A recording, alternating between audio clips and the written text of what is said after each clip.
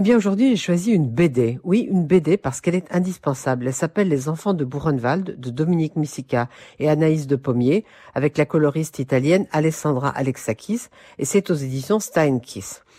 Alors déjà, le graphisme et le scénario sont absolument magnifiques. Et puis à la fin, vous avez un carnet documentaire qui explique à la fois ce qu'était ce camp-là, qui rend hommage au personnel de l'œuvre au secours des enfants, l'OSE, qui a pris en charge tous ces enfants de Buchenwald.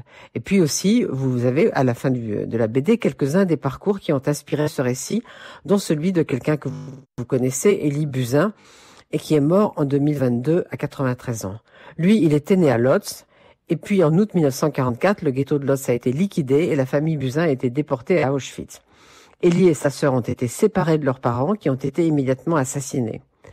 Le 18 janvier 1945, devant l'avancée de l'armée soviétique, il a été contraint, comme la plupart des enfants dont il est question dans cette BD, de participer aux marches de la mort qui le mènent d'Auschwitz à Buchenwald, un camp où avant cela il n'y avait pas d'enfants.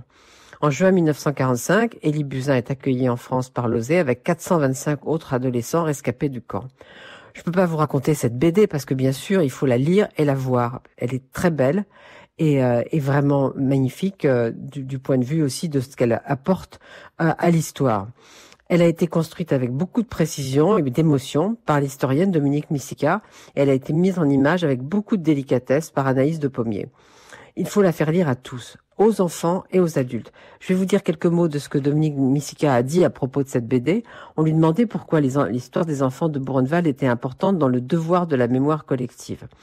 Dominique Misica a répondu: Simone Veil, sur laquelle elle a beaucoup travaillé, n'aimait pas l'expression devoir de mémoire. Le seul devoir, c'est d'enseigner et de transmettre. Faire savoir ce qu'a été l'horreur de la Shoah est indispensable. À l'heure où nous quittent les derniers survivants des camps nazis, il nous faut conserver en mémoire ce qu'ils ont vécu. Ayant déjà écrit des livres, produit des émissions de radio et des documentaires pour la télévision, la BD m'a depuis longtemps semblé un excellent chemin pour toucher des lecteurs plus jeunes, tout en exprimant des choses d'une dureté invraisemblable. Alors on lui demande aussi pourquoi les enfants ont été les derniers évacués.